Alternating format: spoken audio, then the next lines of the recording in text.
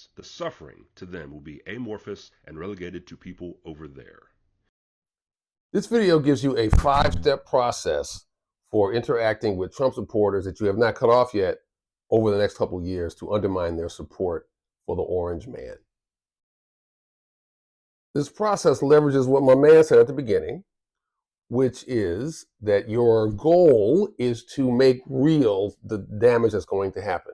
It leverages an insight from John Fusselgang, who said the difference between conservatives and liberals is that conservatives care about people in other groups that they know, whereas liberals care about people in other groups that they don't know. What I'm going to describe is how you leverage that reality to try to help them expand their circle of empathy. First thing to do is to go familiarize yourself with Project 2025. There are a zillion summaries. The ACLU has one. Other groups have them. And just make note of the different types of people it's going to hurt, whether it's veterans or people in special education programs or people of color or people who are LGBTQ. So just familiarize yourself with them and know a little bit about the impacts on different groups. That's step one. The second step is to relate the harms that are likely to come down to them personally. This is the old mess around and find out idea that some people are voting against their own interests, but they don't know that. So your goal is to look at the list of all those people who are going to be harmed and see if there's any way in which they are harming themselves. That's step two. Step three is to think about the way in which you might be on one of those lists and clarify that. So maybe you're LGBTQ, or you are a farmer and they're not, although it might go the other way. The point is, look at the way in which you are on that list, and thus their vote harmed you.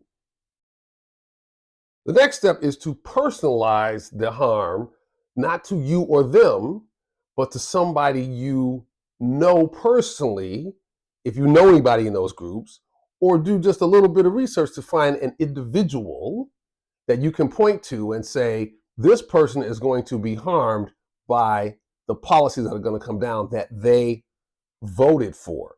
Again, the idea is to make it personal. Don't talk about it in some general way, but talk about individual people who are likely to be harmed by their vote.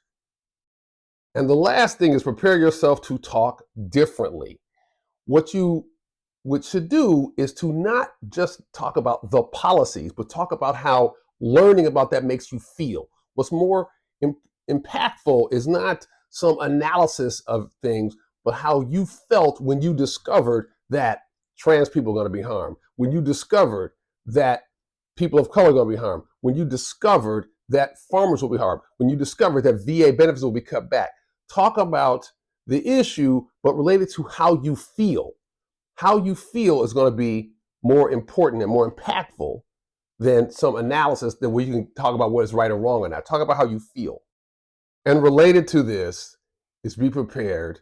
You're playing the long game. Your goal is to talk about how you feel about their future, your future, the future of these people that you have identified, so that when the things start to happen, you can talk about that. You can talk about your fears coming true. You can refer back to this conversation. They will tell you your fears are